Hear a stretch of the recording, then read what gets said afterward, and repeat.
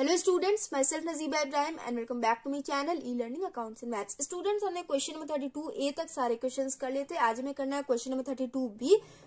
Prepare a cash flow statement from the following balance sheets of garden Honey limited. Garden Honey limited का balance sheet दिया हुआ है, इसी से हमें कैश फ्लो स्टेटमेंट प्रिपेयर करना है। ओके, तो देखिए नोट्स में लिखा हुआ है point first reserve and surplus. इसमें आ जाएगा general reserve and profit and loss balance.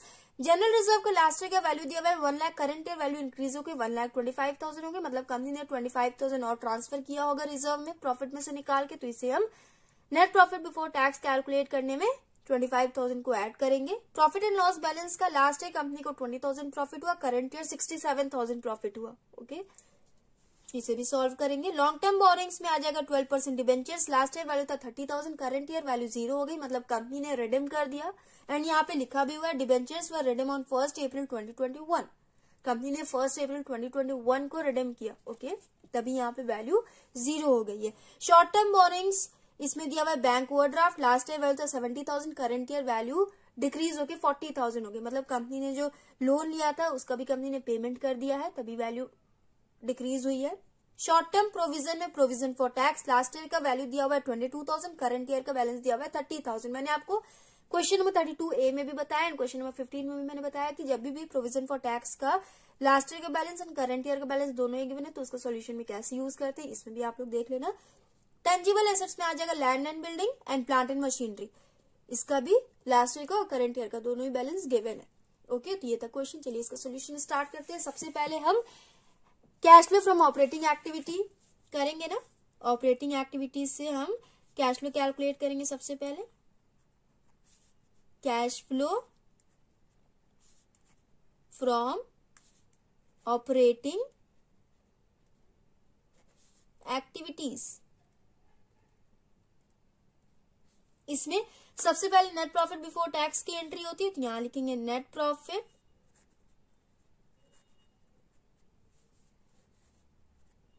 Before tax. इसे सॉल्व करेंगे स्टूडेंट्स। इसका सोल्यूशन हम अलग से वर्किंग नोट में करते हैं ना, तो यहां पे मैं वर्किंग नोट लिखूंगी।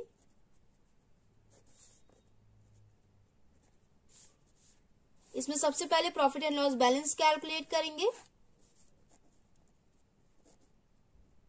प्रॉफिट एंड लॉस बैलेंस, देखिए लास्ट ईयर कंपनी को कितना प्रॉफिट हुआ था 20,000, करंट ईयर कंपनी को कितना प्रॉफिट हुआ 67,000। तो current year minus previous year करेंगे, कितना हो जाएगा 67,000 माइनस 20,000, ये हो जाएगा 47,000। 47,000 का कंपनी को प्रॉफिट हुआ। उसके बाद देखिए इसमें हम ऐड करेंगे general reserve. Last year value दिया हुआ 1 लाख, करंट ईयर वैल्यू दिया हुआ 1,25,000, मतलब 25,000 कंपनी ने और प्रॉफिट में से निकाल के ट्रांसफर किया होगा, तो इसे हम वापस प्रॉफिट में ऐड कर देंगे। General reserve 25,000। उसके बाद students provision for tax given है, तो करंट ईयर के प्रॉफिट में से ही निकाल के कंपनी ने प्रोविजन में डाला होगा ना, तो करंट ईयर के प्रॉफिट में हम वापस से इसको ऐड कर लेंगे, तभी हमारा नेट प्रॉफिट बिफोर टैक्स आएगा। टैक्स अमाउंट को हम वापस से उसमें ऐड कर लेंगे। ओके, यहां लिखेंगे add provision for tax.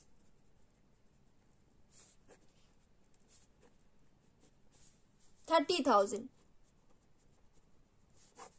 Total करिए 47 प्लस 25 प्लस 30 हो जाएगा 1,02,000। नेट प्रॉफिट बिफोर टैक्स आया आपका 1,02,000, तो यहां लिखेंगे 1,02,000। इसके बाद हम नॉन कैश आइटम्स का एडजस्टमेंट करेंगे। Adjustments of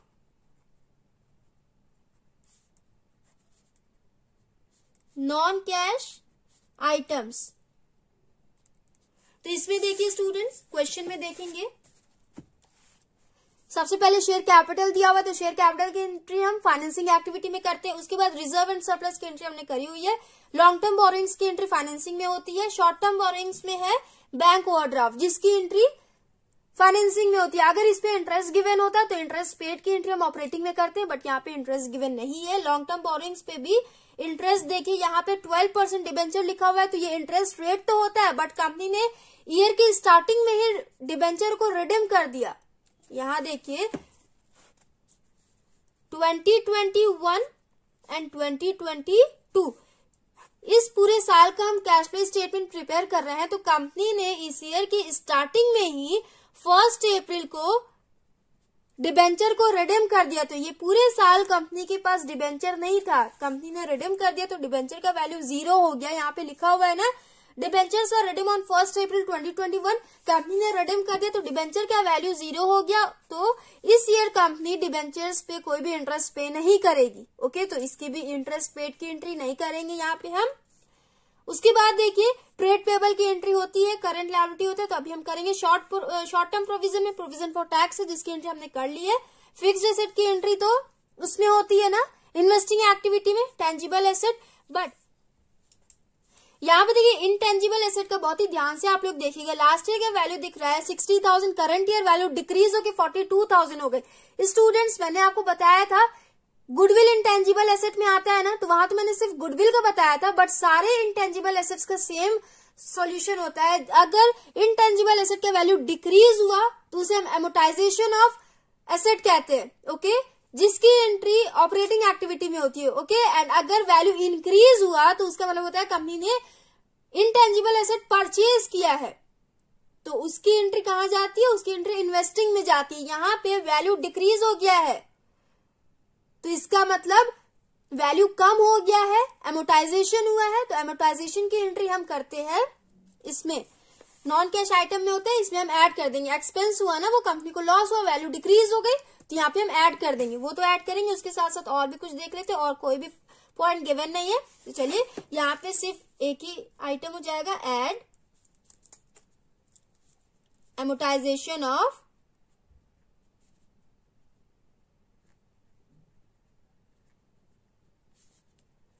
intangible asset. 60,000 minus 42,000, 18,000 हो जाएगा। बस एक ही पॉइंट था, तो इसे हम ऐड कर लेंगे। 1,02,000 प्लस 18,000, ये हो जाएगा 1,20,000। 1,20,000 आया आपका ऑपरेटिंग प्रॉफिट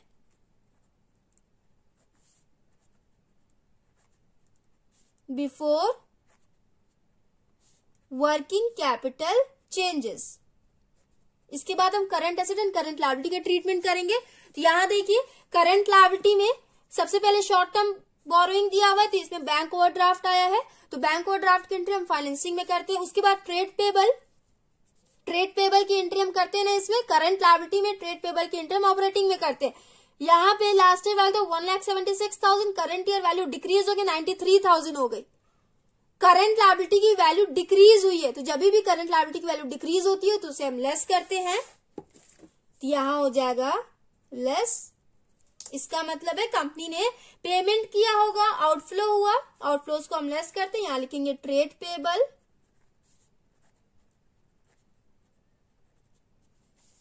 1,76,000 माइनस 93,000, इसे माइनस करिए, ये हो जाएगा 83,000। लेस करना है तो ब्रैकेट में हो जाएगा 83,000। उसके बाद शॉर्ट टर्म प्रोविजन दिया हुआ है, जिसमें प्रोविजन फॉर टैक्स लिखा हो, तो इसकी एंट्री तो हम करेंगे नहीं, इसकी एंट्री हमने कर ली, और एक और एंड में हो जाएगा। उसके बाद देखिए करंट एसेट का ट्रीटमेंट करेंगे। Inventory last year value 1,20,000, current year value decrease होकर 80,000 हो गई। मतलब कंपनी ने इन्वेंट्री बेचा है, बदले में कंपनी को कैश मिला होगा, कंपनी ने कैश रिसीव किया, तो इनफ्लो हुआ ना, इनफ्लोज को हम ऐड कर देते हैं, तो इन्वेंट्री को हम ऐड करेंगे।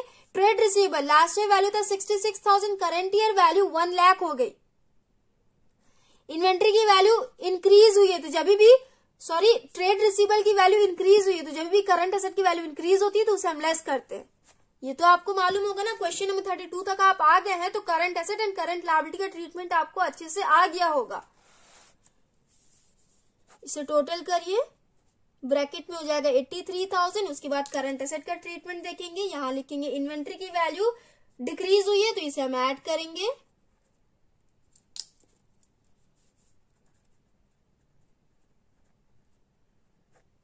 $1,20,000 माइनस 80,000, ये हो जाएगा 40,000।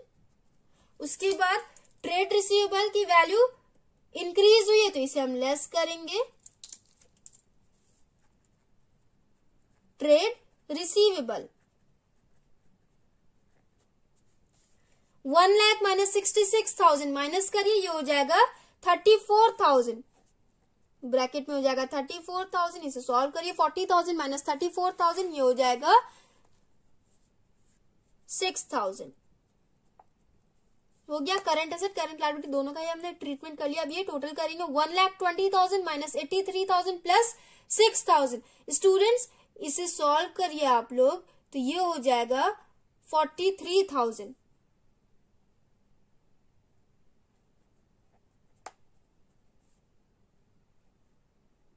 43,000 आया आपका। यहां लिखेंगे net cash from operating activities.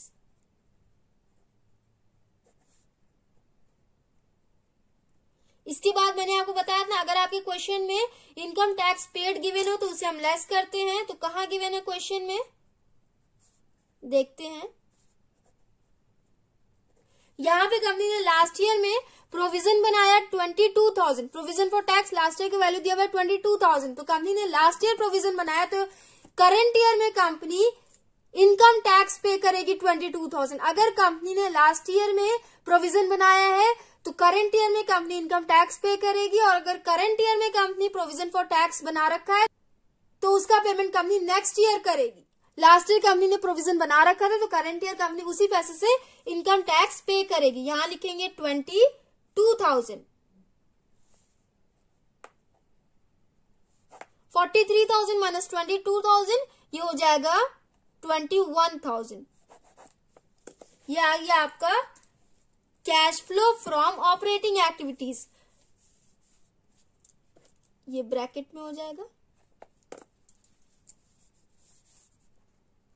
Cash flow from operating activities. इसके बाद हम इन्वेस्टिंग एक्टिविटीज से कैश फ्लो कैलकुलेट करेंगे। तो देखिए वो हो जाएगा point B, cash flow from investing activities.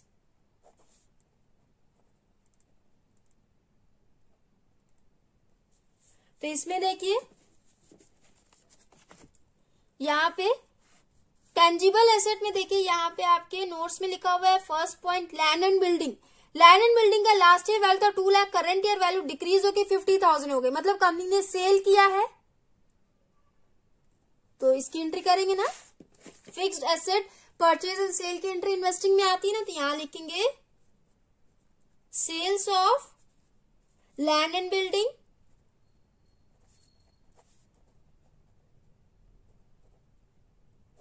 कितने से वैल्यू डिक्रीज हुई है, 1,50,000 से। 2 लाख माइनस 50,000, 1,50,000 हुआ। कंपनी ने बेचा है, बदले में कंपनी ने कैश रिसीव किया होगा, इनफ्लो हुआ होगा, तो यहाँ पे 1,50,000 लिखेंगे, पॉजिटिव बैलेंस होगा। ऐड करेंगे इसे हम। उसके बाद नेक्स्ट देखिए plant and machinery. Last year value तो 1,50,000, करंट ईयर वैल्यू इंक्रीज होकर 3,15,000 हो गई है। ओके एंड स्टूडेंट्स यहाँ पे आपके क्वेश्चन में फिक्स्ड एसेट पे कोई डेप्रिसिएशन लगाया नहीं गया है, तो अलग से हम एसेट अकाउंट पे इसकी एंट्री नहीं करेंगे। जब भी आपके क्वेश्चन में डेप्रिसिएशन गिवन हो उसी केस में हम अलग से वर्किंग नोट में एसेट अकाउंट बनाते हैं। यहाँ पे कोई डेप्रिसिएशन गिवन नहीं, तो डायरेक्ट इसका जो भी इंक्रीज और डिक्रीज हुआ है उसकी एंट्री हम यहाँ पे कैश फ्लो स्टेटमेंट में कर देंगे। ओके तो यहाँ देखिए 1,50,000 से 3,15,000 वैल्यू हो गया, मतलब कंपनी ने परचेज किया तभी वैल्यू इंक्रीज हुई। तो परचेज को हम लेस करते हैं, माइनस करेंगे, यहाँ लिखेंगे purchase of plant and machinery. 3,15,000 minus 1,50,000, ये हो जाएगा 1,65,000। कंपनी ने परचेज किया तो आउटफ्लो हुआ, आउटफ्लोज को हम लेस करते हैं, 1,65,000 हो जाएगा। उसके बाद स्टूडेंट्स नॉन करंट इन्वेस्टमेंट भी दिया हुआ है, नॉन करंट इन्वेस्टमेंट की भी इंटरम इन्वेस्टिंग एक्टिविटीज में करते हैं। यहाँ पे last year value 62,000, current year value decrease होकर 30,000 हो गई। 62,000 से वैल्यू 30,000 हो गई, मतलब कंपनी ने सेल किया है, तो उसकी एंट्री कर लेंगे। एंड बहुत ही ध्यान से देखिएगा स्टूडेंट्स, यहाँ पे इनटेंजिबल एसेट आता तो फिक्स्ड एसेट में है, बट यहाँ पे इसकी वैल्यू डिक्रीज हुई है। तो जब भी इनटेंजिबल एसेट की वैल्यू डिक्रीज होती है तो वो ऑपरेटिंग एक्टिविटी में जाता है, उसे हम एमोटाइजेशन ऑफ एसेट कहते हैं। ओके जब डिक्रीज होता है तो उसकी एंट्री हम इन्वेस्टिंग में ना करके ऑपरेटिंग में करते हैं। ओके और अगर इंक्रीज होता है तो इसकी एंट्री हम ऑपरेटिंग में नहीं करते, इन्वेस्टिंग में करते। ओके, नॉन करंट इन्वेस्टमेंट की एंट्री हम कर ले। वैल्यू डिक्रीज हुई मतलब कंपनी ने सेल किया है, sales of non current investment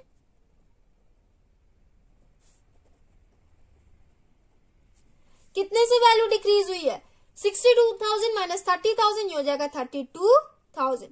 company ने बेचा, बदले में कंपनी ने कैश रिसीव किया होगा, इनफ्लो हुआ, तो इसीलिए हम इसे ऐड करेंगे। 1,50,000 माइनस 1,65,000, ये हो जाएगा माइनस 15,000, माइनस 15,000 प्लस 32,000, ये हो जाएगा 17,000।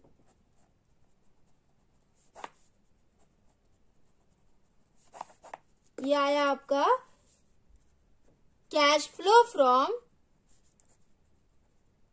Investing activities.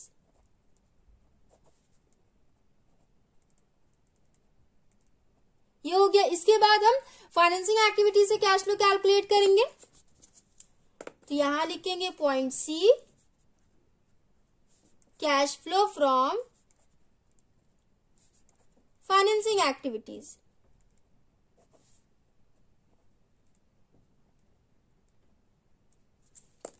तो देखिए इसमें शेयर कैपिटल का लास्ट ईयर वैल्यू था 2,50,000, करंट ईयर वैल्यू इंक्रीज होकर 2,80,000 हो गई। मतलब कंपनी ने और शेयर्स को इश्यू किया होगा तभी शेयर कैपिटल की वैल्यू इंक्रीज हुई है। तो इश्यू ऑफ शेयर्स की एंट्री हम फाइनेंसिंग में करते हैं ना, तो यहाँ पे कितने से वैल्यू इंक्रीज हुआ है, 2,80,000 माइनस 2,50,000, 30,000 से वैल्यू इंक्रीज हुआ है। तो यहाँ लिखेंगे इश्यू ऑफ शेयर्स, कंपनी ने शेयर्स इश्यू किया है, बदले में कंपनी को कैश मिला होगा, कंपनी ने कैश रिसीव किया, इनफ्लो हुआ, तो यहाँ पे हम ऐड कर देंगे 30,000, ये हो गया। उसके बाद देखिए रिजर्व एंड सरप्लस की एंट्री हमने कर ली। लॉन्ग टर्म बोरोइंग्स में आ जाएगा डिबेंचर। यहाँ ध्यान से देखिएगा 1 अप्रैल 2021 को कंपनी ने रिडीम किया है, मतलब कंपनी ने पेमेंट किया है, तो पेमेंट की एंट्री हम करेंगे ना, यहाँ पे रिडेम्पशन की एंट्री करते हैं ना, तो यहाँ लिखेंगे रिडेम्पशन ऑन डिबेंचर। इस ईयर के फर्स्ट डे को कंपनी ने पेमेंट किया है, तो पेमेंट की एंट्री इसी साल करेंगे ना।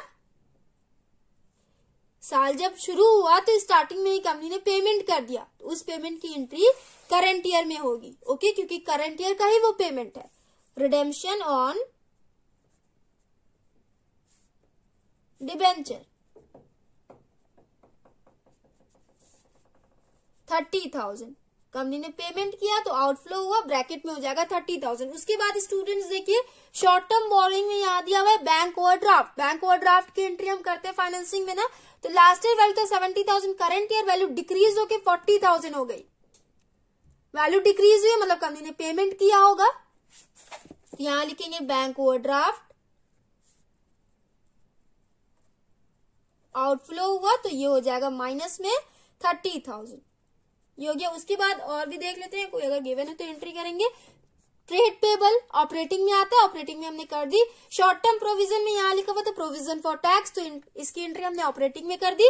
फिक्स्ड एसेट इन्वेस्टिंग में आता है, इन्वेस्टिंग में हमने इसकी एंट्री कर दी। करंट एसेट भी ऑपरेटिंग में आता है, तो इसकी एंट्री हमने कर ली। अब बचा आपका सिर्फ कैश एंड कैश इक्विवेलेंट्स, तो एंड में उसकी एंट्री करेंगे। पहले हम इसे टोटल कर लेंगे, minus 30,000 minus 30,000 minus 60,000 minus 60,000 plus 30,000, ये हो जाएगा माइनस 30,000।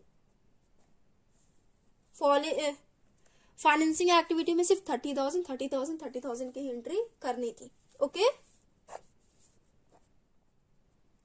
ये आया आपका cash used in financing activities.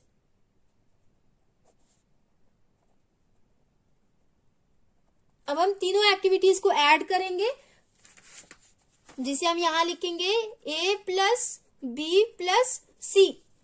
तो ऑपरेटिंग एक्टिविटी का टोटल कितना आया है 21,000, तो यहां लिखेंगे 21,000। उसके बाद इन्वेस्टिंग एक्टिविटी का टोटल कितना आया 17,000, तो यहां लिखेंगे 17,000 प्लस फाइनेंसिंग एक्टिविटी का टोटल आया माइनस 30,000, तो ये हो जाएगा माइनस 30,000। 21,000 प्लस 17,000 कितना हो जाएगा ये 38,000। 38,000 माइनस 30,000 प्लस माइनस होता है ना, तो ये हो जाएगा 8,000। स्टूडेंट्स यहां ध्यान दीजिएगा आप लोग, पॉजिटिव में आंसर आया, तो जब भी पॉजिटिव में आंसर आता है तो हम यहां लिखते हैं नेट इंक्रीज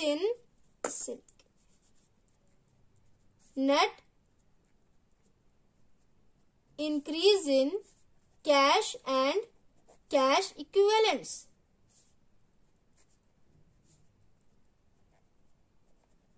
कितना आया था? 8000। उसके बाद उसमें हम ऐड करेंगे, add cash equivalents in the beginning of the year, in the beginning of the year। Opening balance कितना दिया हुआ है यहां देखिए, लास्ट ईयर का वैल्यू देखिए, सॉरी ये 32A, यहाँ पे कैश एंड कैश इक्विवेलेंट्स 21 का बैलेंस देखिए 10,000 है ना, तो 10,000 को हम ऐड कर देंगे, यहां लिखेंगे 10,000। 8,000 प्लस 10,000 कितना हो जाएगा? ये 18,000 होगा।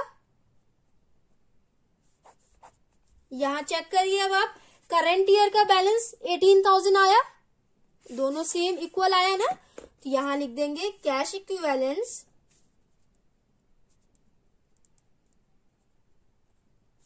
At the end of the year.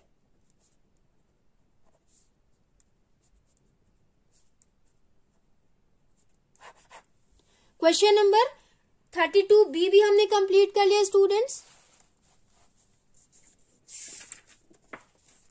Answer में चेक कर लीजिए, ऑपरेटिंग एक्टिविटी आया 21,000, इन्वेस्टिंग एक्टिविटी आया 17,000 एंड फाइनेंसिंग में आया used in 30,000। Okay, question number 32B भी हमने कंप्लीट कर लिया। आई होप आप लोग को सारे पॉइंट्स समझ में आए होंगे। नेक्स्ट वीडियो में हम नेक्स्ट क्वेश्चंस करेंगे। So if you like video then please like share comment and do subscribe my channel. Thanks for watching.